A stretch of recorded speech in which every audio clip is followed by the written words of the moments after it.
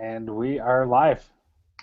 Hey, what is up, guys? This is Mark Luckenball and Matt Stack, and we have two special guests on today, Ed Stapleton and Armando. How are you guys doing today?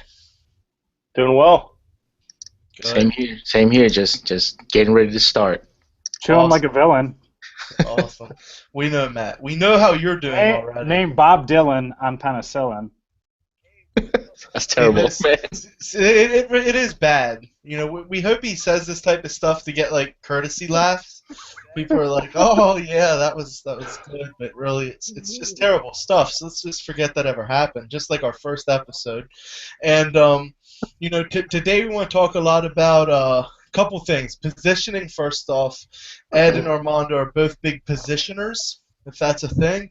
And we're also going to talk about a little direct lumpy mail. Both of them had success with that, and it's easy when you do digital marketing to always think digital. You know, we're going to rank sites, we're going to buy traffic, we're going to increase conversions on a landing page, etc.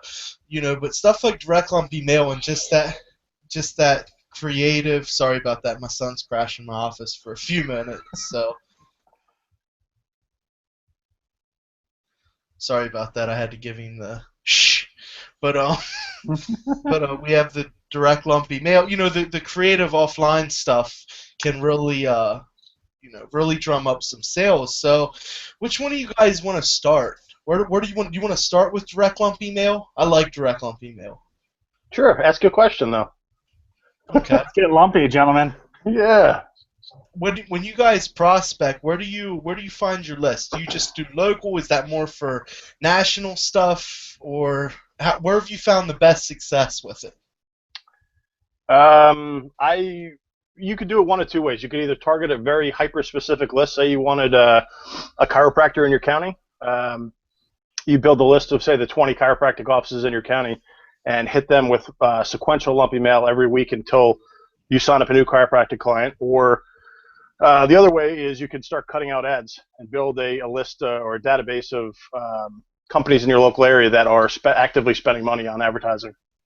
Good idea. You know, just like we use different tools to find out who's spending online, you do the same thing to build your lists offline that you already know are spending. That's good. Exactly. Good. Now I know this has a lot of variables. How do you find, just on average, the cost of lumpy mail? Is it expensive? Is it pretty reasonable per piece? What's your experience with it? It depends, I would say. I've sent stuff that is $5 to $10 a piece to mail. I've sent stuff that is including envelope, including printing, is like 60 cents to mail, 70 cents to mail, 80 cents to mail. So Huge, it really depends. Yeah. What's the weirdest thing you've ever sent? What's the what? What's the weirdest thing you've ever sent? I'm looking down at a big box of shit right now. A human hand? No? Okay. I like sending bank bag mailers. Okay. Those are self mailers. They're kind of ridiculous. You get phone calls. I send toy lobsters, basically telling people that if they don't take my advice, they're going to go extinct. So Where are you getting all these the lumpy mail? Is there a site or? I think it's 3dmailresults.com is one. They have an awesome swipe file on there. If you do a site colon search for 3D mail results, they have I pulled down probably dozens of different swipe files or different swipe letters that you can templatize for your market or even for client markets. Any type of party store. I can't think of the main one. Hang on one sec. It's Oriental Trading is the big one. This is a dinosaurs. So I don't know if you guys can see that. Yeah, dinosaurs are a big hit. Yep, they're ridiculous. I mean, toy lobsters is a big one because toy lobsters. The story I learned from a mentor of mine years ago. He gave me a swipe letter to use. Is that a lobster will actually, if it gets caught on a rock during as the tide goes out, it'll actually sit there and wait for the tide to come back instead of just taking the leap of faith and jumping into the water. And in that time, in that 12 hours or whatever it is between high tide and low tide, the lobster will actually dry out and die on the rocks. So it's a letter talking about taking the leap of faith, pack that with some testimonials, and that's a good conversion letter. It's also a good lead gen letter. So you're threatening death when you send this. That's what you're saying. No. Yeah, I guess I didn't think of that, but yeah, I guess I am. Yeah, I spend about the same amount of money really between $7 and $10 per package, and I get really specific, Ed, with the lumpy mail in industries though. So like instead of targeting, say, like all the businesses in a local area, I'll target one set of businesses. So if I'm going after, like you mentioned, chiropractors, I only send out to chiropractors. And I'll scrape my list or something like that from like Fiverr. I'll do a Fiverr gig and have somebody go and pull all the businesses in an area that are spending money on AdWords or something online. Or I'll have a VA like do things like magazine ads, that sort of thing. Just rip all those out and organize that in a spreadsheet for me. Yeah, that's a good point, Armando. The more the more you can speak to the prospect and the language that they're using in their own mind. So if you're using chiropractic, you talk about words within the industry, different language that they would be using. The more specific you can get about the prospect in direct mail, the better off you are, the higher your conversions are going to be. Yeah, I think, that's one thing that a lot of people miss out on is the fact that they don't really understand what the business they're targeting is. And that's key, right? Because if I hear a lot of people say, "Oh, I'm going to target a surgeon because a surgeon makes money." Well, okay, great, but then like you don't know what happens in that workflow of everyday surgeon life. You don't know who runs the office. The office manager runs the show there. The surgeon just basically signs the checks and wants to do medicine. You don't know who's answering the phone. You don't know anything about their business. So you're sort of blanketing everybody. And if you take a little bit of time to understand what happens in their practice and in their office and in how they think about business and everything, your success rate is going to be a lot higher. That's a good point. What's your typical follow-up process for when you send out the lumpy mail? So I typically start, say I'm sending 20 pieces, 20 garbage cans or 20 bank bag mailers. I'll start week 1, 20 go out. The smart person would be following up with calls on a Thursday or Friday if you're mailing these on Saturday or Monday. I typically don't follow up with phone calls. Your conversions would be better if you did. And then say week 2 or week 3, you send out the second piece. And the margins in our business are so high that we could literally mail until we convert somebody because there's just enough margin in what we do. How long will you typically mail for? I've mailed 10 weeks, 12 weeks. Okay. You just mail until you literally can. But here's the thing. When I say 10 or 12 weeks, that's not to an entire list of people. That's typically one person that I want. Okay. So I get creative with it, and I mail them tons of different stuff. Dice, garbage cans, obscure envelopes. Like, let me grab some envelopes. Like I have, like these just came in. They're little pink envelopes. They're smaller than, they're like a cassette size envelope. So you just put a little note in there, a little handwritten note. You're looking just to stand out because typically all these businesses are getting bombarded with phone calls from SEO companies in America and Asia. They're getting their forms blasted with people offering services. They're getting people walking into their business. So you got to find a way to stand out. And for me, I don't really like cold calling, and I don't like networking that much. So direct mail has always been a way for me to do that. Okay. I know that Chet Holmes, I think his thing, like he would pick his dream 100 clients and then set up like a 6-month campaign where I think you'd send mail like once or twice a month and like 2 sales calls a month until he got them. Yep, exactly. Yeah, that's where I learned all this stuff. Chet Holmes, Dan Kennedy, Jay Abraham. And then I had a mentor that walked me through how to do all this, and it works. It's a weird feeling the first time you get a phone call from someone that you sent a dinosaur to or a lobster or whoever, and I don't know. It's a good feeling. Yeah. I've had a phone call from a guy I sent a mail to that told me don't mail him again though, but that's just one. Oh yeah. So when I was first doing it, I made the mistake of sending it like where they had to sign for the package, and that really pissed people off because they had to take time out of their day to go to the post office if they missed it, and then it was like a barrel full of monkeys in the package, and then they're like pissed, so they called me. Don't What the is this? Yeah, don't mail me again, man. I But didn't know that because that's like what I hear is people say to like have a kid sign for so you know that person's getting it. So you're saying not to do that. no, for me, no. I mean, I send it with tracking so I know when it gets there, but Yeah. no signature required. Um, Yeah. so that's pretty good. And so sometimes what I'll do though, a little bit different than I think what Ed does is if I have like a VA put a list together for me, I'll have them take a screenshot of the person's website and sort of like circle things that are missing from their website, like calls to action, that sort of thing. If I'm selling like web design or something, I'll do that. But the margin again has to be, a nice size margin where you can send out a campaign and they can convert, and then I'll stick that in the package as well, let them know that their website needs work and how we can increase their business. And I don't really talk about SEO. It's just more about, hey, let's increase your business by like 200%, and here's how we're going to do it. So are you taking screenshots of their website and like printing it out? Yeah. So I take a screenshot of like their website, or maybe like what the first, if they have like a negative review or something, let's say, right? Like I'll Google the business name and I'll take a screenshot of that and I'll say, hey, look, this is costing you $10,000 or whatever, right? And here's how you fix this. Let's have a conversation about this, and I'll send that in the envelope with the package. Okay. Very cool. What's the longest campaign you've ever done, Armando?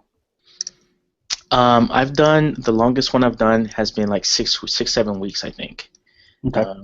And I just like send different items. So, and that's something that I learned from Ed when I was first starting into Olympia Mill stuff. Like I'll do a story with my items. Like if it's a construction company or something, I may send a little bulldozer, telling them not to be dumping their money away.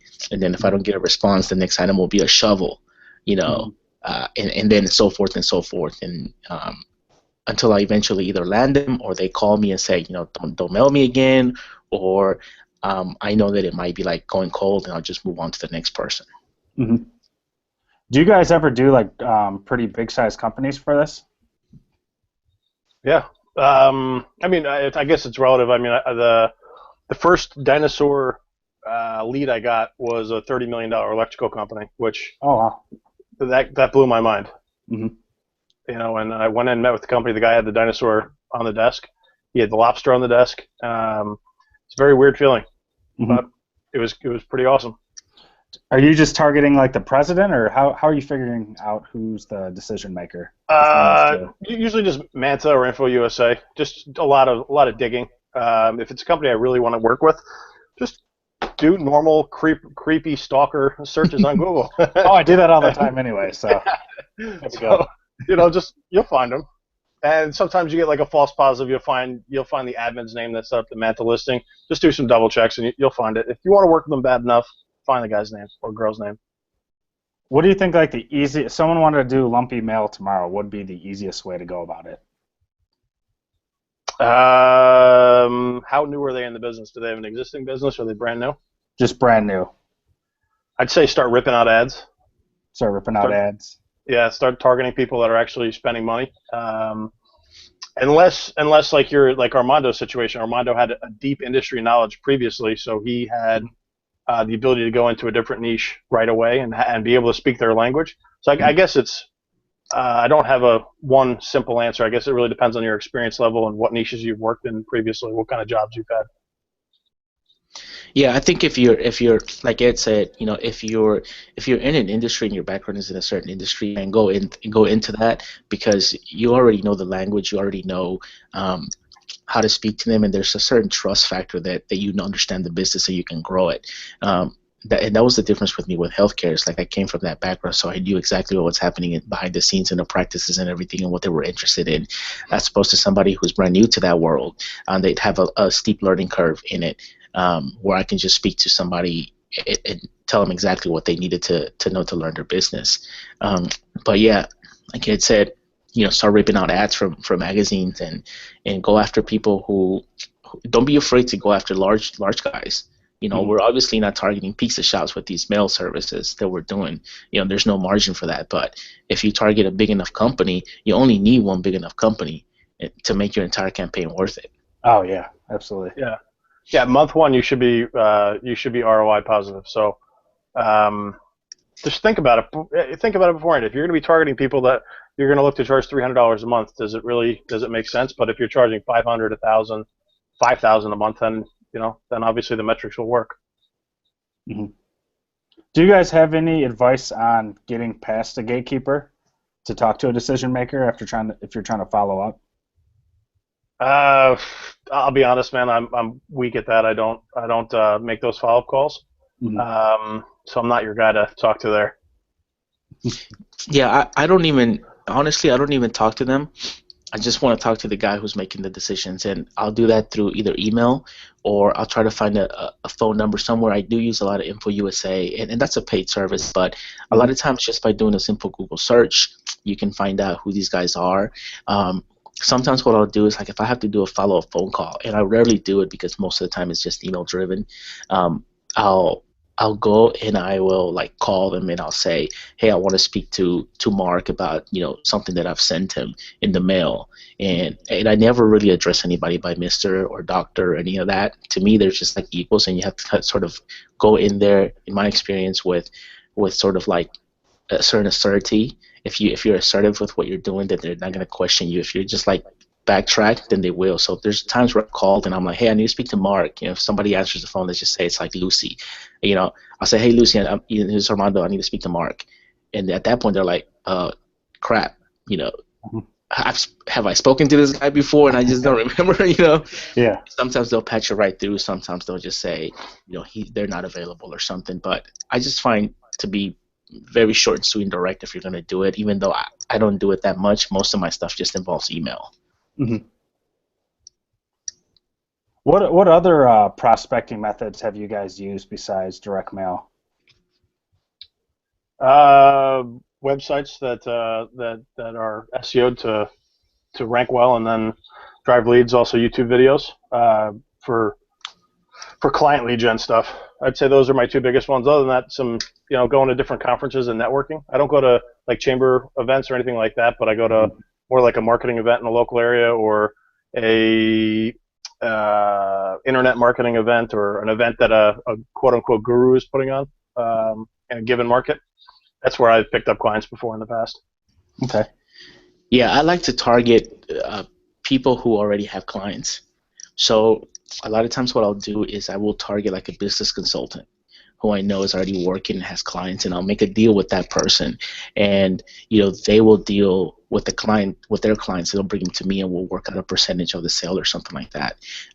Lately, I've been doing a lot of paper lead. That seems to be what's hot right now in the market, but we've done that for a long time, and I use Amazon local services sometimes to do prospecting.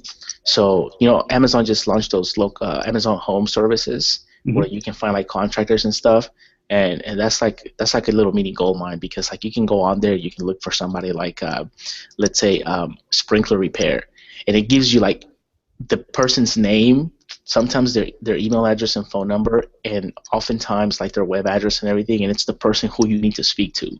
So I'll scrape those, I'll pull those off, and I'll just email the guy. I had one just last week. I emailed him and I said, hey, I'm looking for this contractor in Richmond, Texas, because I'm looking to expand my business and I've got calls coming in, but I don't do this work. And the guy emailed me back 4 times, and that's where I stopped because we worked out a deal. So you can do that. I've done that. I've done also the Fiverr thing where there's a gig where the guy will go and find the leads for me. He'll get email addresses if he can, but mostly names and addresses and phone numbers of all the business types that I want, and that gives me a nice list of things to target. I actually, when I'm prospecting lead gen sites, I use an email template that you gave, Ed. Nice. Yeah, just that simple one where I got a site that's ranking right now and it's generating some phone calls. Would you be interested in these leads? And short and sweet, not really salesy, just kind of matter of fact. Yeah, and it works. And I send it from a Gmail address. I find that works a bit better than a company email address. Mm-hmm. Yeah, it seems like it gets a better open rate. Yep. Yeah, I use Google too. I use Google Plus. I know a lot of people don't, but I use Google Plus. I'll find like I'll do like let's just use sprinkler repair or something. I'll like Google sprinkler repair inside Google Plus, and I'll find and that'll give you like people who are like either owners or have some sort of association with that, and then just dig a little bit, and then you can message them directly through Google. Okay, yeah. Oh, that's a good idea. Yeah. Huh. Oh, looks like we might have Mark back. Well, it looks like we have Brian. Sorry about that, guys. There he is. Perfect time for my my my internet just to completely go out. So rebooted. I actually called the company too because it didn't seem like it was an issue in the office. And they were like, "Yeah, it can be back on in 2 hours." And I'm like, "That's perfect. That's exactly what I wanted you to say." You know, I would hate if it'd be back on sooner. So I'm actually really pissed though, man, because I messed with I did a few different tests with mail. I was really psyched up about talking about lumpy mail, and it just cut out on me. So I'll have to watch my own replay now. But okay, I don't know where we're at, guys, but let's keep moving forward. I was just asking what other prospecting methods they've used other than direct mail. Right. I came at a good time, right when I'm past the part I really wanted to talk about. My Friday's going great. Okay, yeah. So what is it, guys? Let's hear some cool stuff. Let's hear some cool prospecting stuff. Oh, you missed those answers too. Really? So I didn't just miss the question. Okay. Well, Go ahead, Matt. I'll go with some stuff. I'll go with some stuff that I've done here lately. It's a little bit out of the wall. I just mentioned that I used Amazon Local, Amazon Home Services, for a lot of pay per lead type stuff, and even for client stuff because some of those guys contract websites and marketing sucks. But for some pay per lead, like I'll go to Amazon Home Services and I'll find a specific industry that I know that I want to jump into, like lead gen in, and I'll have either my VA or somebody compile the names of those companies that are listed there because they've already paid for Amazon. They're already given them 20% of their services and everything. And I just reach out to them via email, letting them know that I'm looking to expand in this area for this service, and then just go at it from there. And I've gotten a really good response rate from that. In the past 2 weeks, I've sent out about 20 emails to 20 different companies, and about 7 of those people contacted me right back and said, Wow. "Yeah, let's have a conversation about this, and I'm interested in what you're going to say." And there was no sales in there. It was just like, "Hey, I'm looking for a sprinkler contractor, in Richmond, Texas. I've got sprinkler installation, jobs, and I don't have anybody to give them to." Right. And it was just short and sweet, so they contacted me back. That's perfect. But you guys notice that little nuance, though. He has jobs. He's not selling leads. He's not selling, Right. Whatever. It's a little nuance. It's very powerful, though. Yeah. Yeah, I never mentioned leads. I never mentioned SEO. I never mentioned any of that stuff. It's just sort of like so. Let's just look at the doctor, for example. We just talked about this, that it's important to understand the business that you're going to target and who you're going after, because if you don't take the time to understand their business, then how can you really help them? And that's just the honest truth. How can you help them? So if I was to contact a doctor, let's just say a foot doctor, a podiatrist, I would say the subject line would be something like podiatrist appointment, right? Or I need a podiatrist. And then I'd break the email down with like, "Hey, I've got this and this and this happening, and I need to speak to somebody who can help these people." It wouldn't be like, "Oh, I'm an SEO guy from Texas." That gets you spammed. Right. No, that's incredible. I don't mean to interrupt you, but for everyone watching, what is it? 7 out of 20. It's like 35%, something like that. That type of response rate on cold outreach is like unheard of. That's phenomenal. That's seriously impressive. And, I agree it's a lot, because we did a lot of spam outreach before as well. And we got really good results because it's the positioning, like Ed pointed out and you pointed out. We're not selling SEO. We're not trying to sell some type of marketing service. We're trying to be an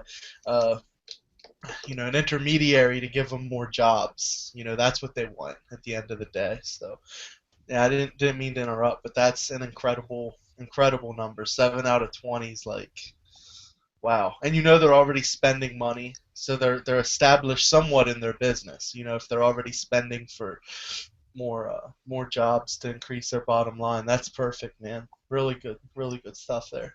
Yeah, if you go after, you know, uh, if you prospecting like on, let's say, Amazon Home, every single one of those people who are on there are spending money, Right. right? So that sort of takes that out of the equation. Are they spending money or are they not? If they're there, they're paying Amazon for it. If they're on Home Advisor, or LeadJack or whatever the big lead gen site is, they're already spending money on that. Right. So that's already kind of done for you. Yeah. You just have to sort of gauge interest and see if the service is actually, profitable for both of you. Yeah. Yeah, and I think that's a really good takeaway for everyone listening, whether you use Amazon or any type of scaled platform like that where people are already spending money. Like you guys, they have the money to spend. They're already they appreciate the power of online lead generation, and they want more of it. And another really cool thing is even once you scale your agency up, it, 9 times out of 10, guys like us can perform a lot better than Amazon sites like Home Advisor. We can custom tailor a, a platform or however you're going to generate the leads to make sure they're the best qualified leads for them. So it's really a no-brainer if you know how to talk to these people to get them to jump on, and you can make them a lot of money because 9 times out of 10 you can over-deliver, compared to Amazon, Yelp. I mean, we've taken so many Yelp customers over the years. So, yeah, good stuff, guys. You guys want to talk a little? You have any more you want to drop, or you guys want to move on to positioning? Actually, as we're sitting here, I just got a lead come in from a Facebook ad that we're testing now. So that's another one you can add into the mix. Facebook ads. Yep. Are you guys using Social Vantage? We are using the guys at Social Vantage. Matt and Grant are killing it for us. Very nice, man. They're machines. I'm supposed to get some stuff started with Matt. I've been so much on my plate, I didn't get to pull the trigger on it, but we have everything mapped out and stuff. I'm pretty excited to move forward. But so that's awesome. That's how easy it is to get ads going. Hit up Social Vantage to get some leads coming in, right? You might as well plug them in while we're at it. But he's in our group too. Matt Patoli. Hope I said the last name right. I'm terrible with last names. But he's in the group. He's a good guy to holler at for Facebook stuff. And Ed, I warned you before you came on. I wanted to talk about something. And Armando, you work with really, really affluent and high-end niches. I don't know if you want me to share them. I won't. If you want to, you can. So Ed, you specifically, like when I met you, you had a site in a niche. I'm not giving it away, but you positioned yourself as the authority. And I mean, you had everything. You had, when you come on, there's a free course the business owners can download to market their specific business. Everything was tailored to that niche. You had podcasts with authorities in that niche where you're interviewing them. How long did that? I mean, I'm sure it took a lot of time and work. Did that pay off? Is that a good investment to position yourself like that? Yeah, the more you can position yourself, the better off I think you are. Did it take a while? It took a lot. Look, took a lot of time. The podcasts each are 30 minutes to an hour, but you get a chance to network with guys that are multi-million-dollar business owners. They're obviously very successful in the niche. They have a network of people that they're going to push this out to. So the podcast, I thought I loved it. I had a lot of fun doing it. I really enjoyed it. I'm a student of business. I love learning about business, learning from people that are just very good at it. Right when I got started, I listened to probably every Mixergy interview out there. I don't know if you guys know what that is. Mm-hmm. Yeah. But I've listened to hundreds of those interviews. So the idea of putting on an interview-based podcast was really exciting for me, and I had a good time doing it. Generated a lot of leads. My lead cost went down to like dollars, $1, $2, $3, $4 per lead, as opposed to like when I factored in what everything cost me to produce everything. as opposed to direct mail that I was using, as opposed to any other advertising form that I was doing for that particular niche. So that and also people know, like, and trust you. I mean, people love you, Mark, because you put out this awesome content into the industry. They've listened to your voice for dozens of hours or whatever it is while you're doing this. Now they're seeing your face for the first time. I have pictures on my Facebook. I listen to Mark's voice every night before I go to bed. Just throwing that out there. That's true. He's being That's honest. weird. That's not weird at all. Ed, if you want to get plugged in on the call, you can. You don't have to. You don't have to be a hater. Don't play coy with us, Ed. Hey, I'll let you know a secret. I actually bought some bootleg copies of the calls from Matt earlier, so I'm good. That's perfect. But yeah, so that's an important way to look at things in your marketing business in general. Is, you know, they might say, hey, I pay this much to generate this many leads, and what you pointed out, it might be subtle because you were talking about a bunch of different things, but look how it equates to your cost per lead. You know what I mean? At the end of the day, that's the only thing that matters. You know, whether it's costing you $1 or $1,000, make sure you're having an ROI from how much with your close rate and everything, and that's really important. I mean, that's cool. So that's how you did it. I mean, we don't need to get into specifics, but you had a really cool. I mean, I saw the stuff. Like, I got the course. I mean, it wasn't a single page PDF. I mean, I can't remember how many pages. It was a big document. Yeah, it's hundreds. Yeah, it's a massive, like, marketing course, and it was at least 2 pages. Oh, it really was huge. I mean, it was a lot of time, effort put into it, and you know, it's marketing a business. And the cool thing is, it could be tailored to any niche. You know, right. it was plug and play. It's general marketing 101, and you custom tailor it towards your specific niche. And you did the podcast. You did the. I mean, it's great. It's a great property.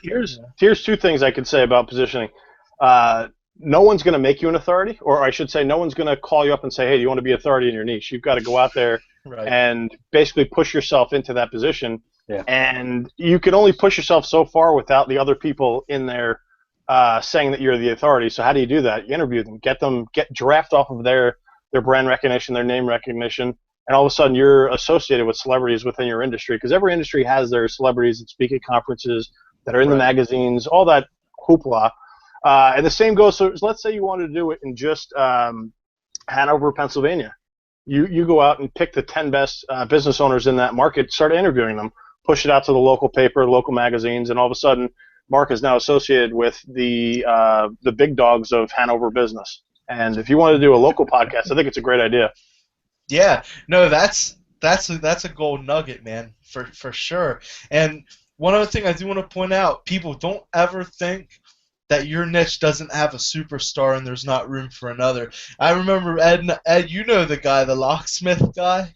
He's like the security, and he's got like a big cigar and these flame graphics. I mean, the dude's over the top, but at the end of the day, you know, it's like he took a Dan Kennedy course, probably.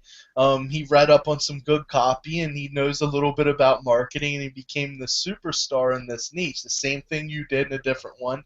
And it doesn't matter what the vertical is. You can be a superstar there, and people will buy your material. They will hire you to do their marketing.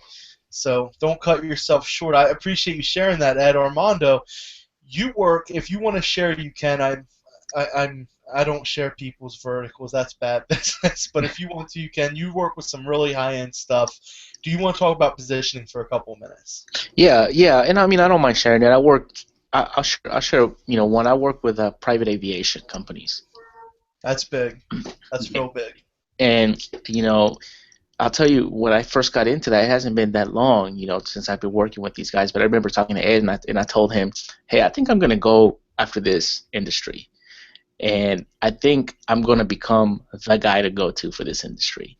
And that's what I did, you know. And like we were saying earlier, the first step for me was understanding that world, understanding everything that I needed to know about that world and that business and how they operate, so I can speak the lingo, so I can go in meetings and talk to them and say, here's how we're going to drive the business for you. Here's how we're going to get you new clients. Here's how much each conversion is worth to you, and here's how much you're going to pay me to bring this in. And so positioning happens through a lot of different methods and through a lot of different steps.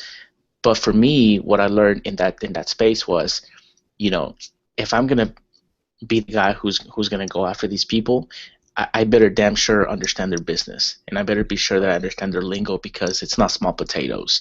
And when I sit down and speak to somebody, I know exactly what they mean. I know what they're talking about when they say, this aircraft or that aircraft, or this section of the business and that sector of that business, and it's a different conversation when you're sitting down with somebody and you can speak their language. They don't look at you as the business, as the marketing guy. They look at you as the asset that's going to help them grow their business. Absolutely, I agree. Yeah, it's good stuff. Yeah. Do your research before you jump in. The second they get a hint that you don't know what you're talking about or about their niche, you lose that positioning. You lose the upper hand. I agree.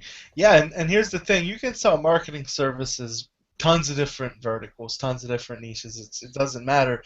But if I'm sitting in a room with a private aviation company and I'm trying to pitch them my service, and I'm following, I'm coming in after Armando is, I don't know the lingo. So, we could be on the same level as far as marketing, but they're not going to buy from me, and his price could double mine.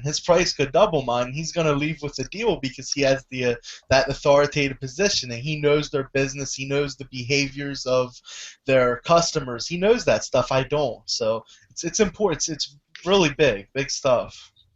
Yeah, I found price doesn't matter. Right. When you're in that position, price doesn't matter.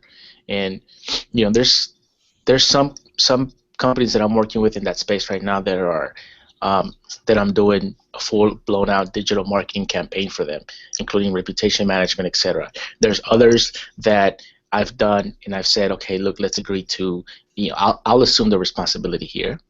Let me put my money and my muscle behind it, and I'll generate the revenue for you. I'll generate the calls and the clients for you, but I'll do that on my properties that I control, and then I'll sell you qualified prospects. And I'm able to basically name whatever price I want, and they're just like, sure. It's a crazy conversation as opposed to when I first started, where I was dealing with this one guy. $800 was like giving me a headache. I was getting calls every 3 days because this guy was like, where's my $800 going? And here, the other end of the spectrum, it's just like, I don't care, what you're doing as long as my phone's ringing. Right. No, that's a really good point too about the more affluent clients that trust you because they know you know what you're doing. They're going to be a lot easier to deal with than every Tom, Dick, and Harry. Something I wanted to point out about research is one easy way to do this is if you just go look up your niche plus forum. They have tons and tons of forums out there where the business owners of that niche are in there just talking. You even have marketing sub-forums. You can get kind of their attitudes towards marketing. You can gain just tons of insights from that. Yeah. Good idea. Yeah, that's definitely cool because you kind of did the same thing, Matt. You have your little vertical. You're blossoming as the authority, and so it's definitely worth doing. I mean, does it take a little research and hard work? Yeah, but it's what doesn't. If you think anything's push button, you should get a job where you push buttons because this isn't it. Something else to think about is choose your industry wisely. Don't go after low margin stuff. Go after stuff that is ridiculously expensive. You guys all know who one of my rev share guys is. He is a contractor that sells blank, and his industry sells, say, for $50,000. He sells them for $150,000. So go find the premium guy in your market. Maybe you don't handle his SEO, but maybe you sell him leads, or maybe you figure out just think about it. Think differently. I mean, I'm in a separate group where they talk about going within a niche and then going within the niche and then going within the niche again and finding those obscure properties and building out these little microsites based around high-end services within the niche. So if it's plumbing, it could be a specific type of boiler repair, not plumbing generally where it's cheap $50 or $100 work, but it's a $1,500 repair or $1,000 repair. So Right. you don't need to. You could get creative, but don't go after small shit. Go after stuff that's gonna make you money. It's an easier sale. It's an easier conversation. It's less than. It may seem intimidating on the outset, but it's really not once you get going in it, because the money's just so much bigger. They've got so much more margin to play around with, and these folks are used. This is a big one. The folks are used to signing big checks. People that have inventory, people that have equipment, they have trucks, they have lifts, they have surgical centers, whatever. They're used to signing big checks, so it makes a difference. Really, really good advice, man. I completely agree, and you can find that in almost any niche. You can find the micro niche that has the higher value. I mean, take a concrete guy, for instance. Now, just concrete companies, you can make an ROI just doing the regular shit. But think about when you start getting into like the decorative stuff where they stamp it and color it. You just took the value of their customer and quadrupled it. Same thing with roofs. I mean, you can do roof repair, which is, what do they charge? $40 an hour, $100 an hour, or you can go for the commercial rubber roofing that charges like $1,000 a square. You know what I mean? So every niche is most likely to have a micro niche where, the value of the lead just is exponentially more than if you'd rank a site for, roofer plus city, or plumber plus city. Go for the higher value stuff. That's really good advice, man. I'm gonna go after spaceships. Yeah. Spaceships, Detroit. We might have some search volume. If he goes after spaceships, then we're gonna go after the spaceship wing repair guy. All right. Yeah. That's probably gonna be a higher conversion rate than his spaceship search. I want to sell to Elon Musk.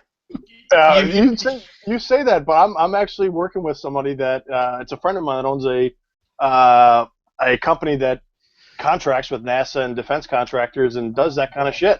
That's really cool. There's so many niches out there. It's not even funny. So many random high-end, low competition niches. It's really ridiculous. The internet's a big place. Business is a big place. Right. Yeah, I completely agree. And I think the moment everyone will start to really do well is when they stop thinking about the small, service guy plus city, and they start to think like, hey, what if we set up a campaign to capture all the leads in the country for resinous flooring systems? Does anyone even know what they are? They're really expensive flooring systems for like beverage companies and stuff. So it's just stuff like that. There is so many of them. I mean, we could sit here probably all day and just list hundreds of them as we brainstorm. So definitely something to go after. That's really key, and everybody who's just starting out there, who's trying to get their feet wet. I see a lot of people, so many people going after like Surgeon plus City. Right. And that's crazy to me, because that's you have so many successful people, so many big agencies and guys that have been doing it for a long time in that space, that you can just go after like a sub niche and actually get competitive and profit better. Or with the stuff that I'm doing, I go even after specific aircrafts and aircraft parts even, and that yields a bigger return than if I just went after a certain everyone aircraft.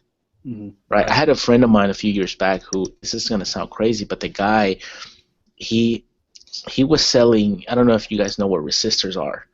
Resistors are like an electronic component. Mm-hmm. Yeah. It's like radios or whatever, but this guy found that people were looking for military grade resistors.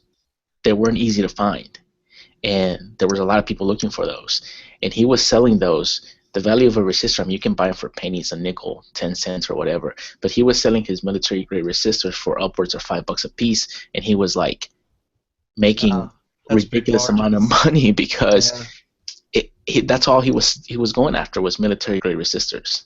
Yeah. And the tiny thing, it's like a nickel, for a regular resistor, but he was selling his for $5 a piece, and the guy made a killing. Huge margins, man.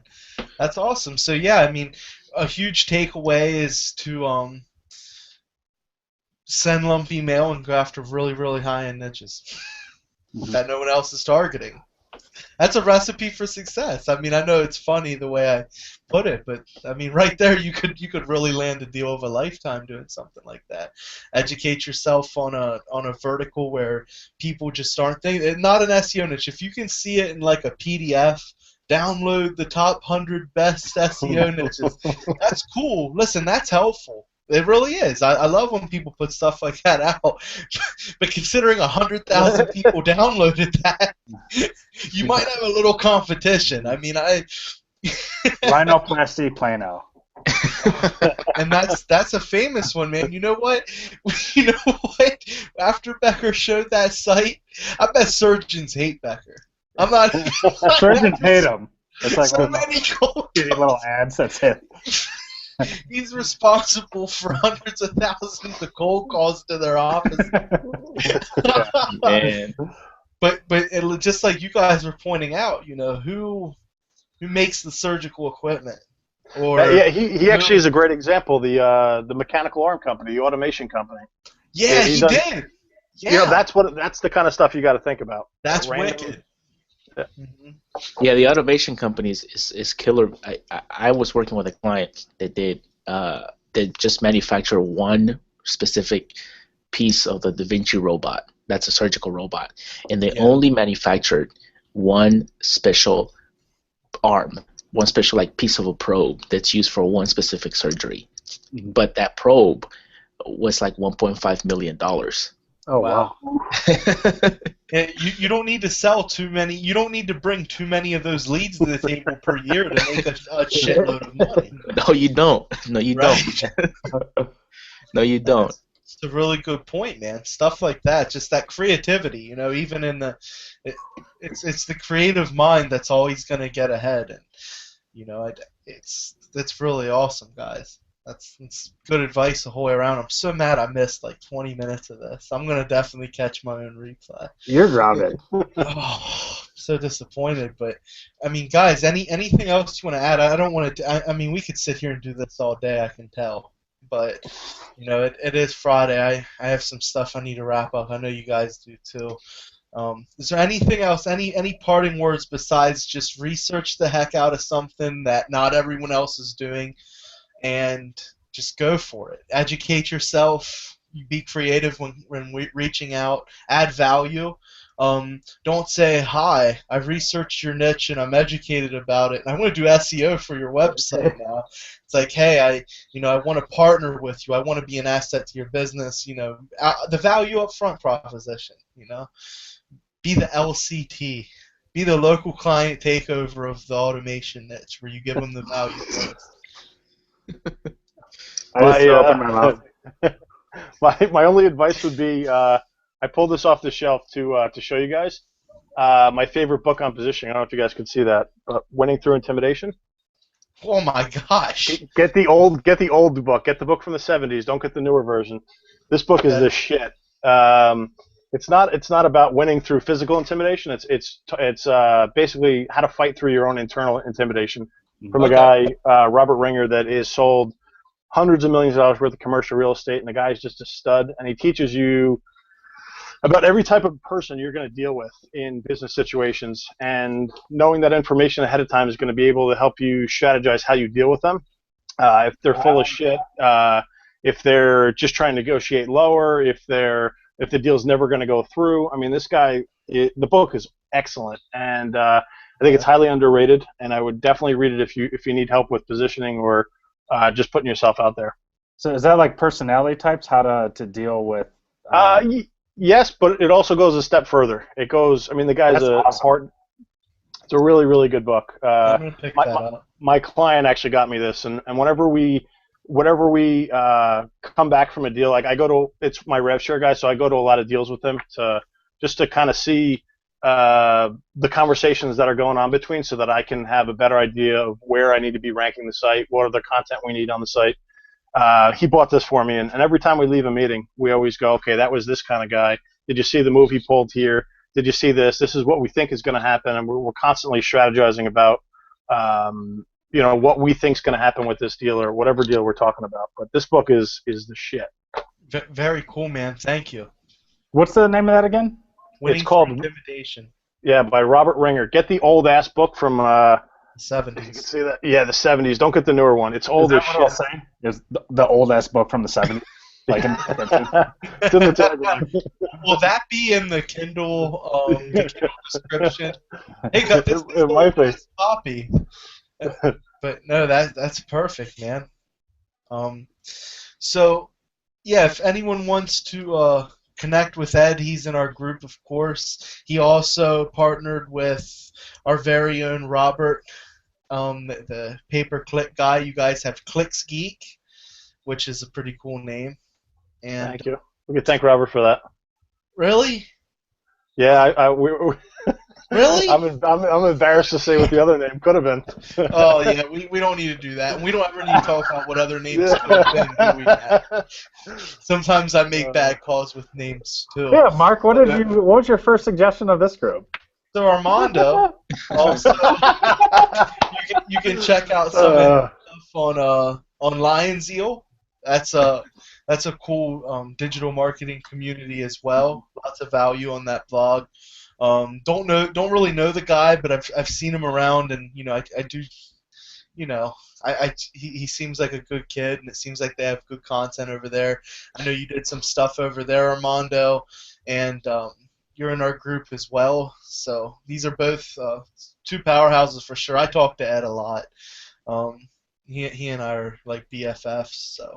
Well, me and Ed send each other selfies every day. I'm just that's out there. probably gonna stop now that I know that. That's scary. But I'm blushing. But yeah, so we got Armando, man, the private aviation guy, really affluent, good stuff, very knowledgeable, awesome. dude, powerhouse. And we have Ed Stapleton, the Clicks Geek, the Clicks Geek's better half. I'll take it. I don't know. You gotta get him where you can. So they definitely do the pay-per-click management. He's a deal broker. He's a salesman. And I really appreciate both you guys coming on today. And I'm sorry I dropped out for a few minutes there, but I'm gonna rewatch it, man. It was a lot of bombs dropped, man. Seriously, really impressive content, in my opinion. Awesome. Thanks, guys. Thank you. Thank you. And see you guys. Thanks a lot. All right, bye. Bye.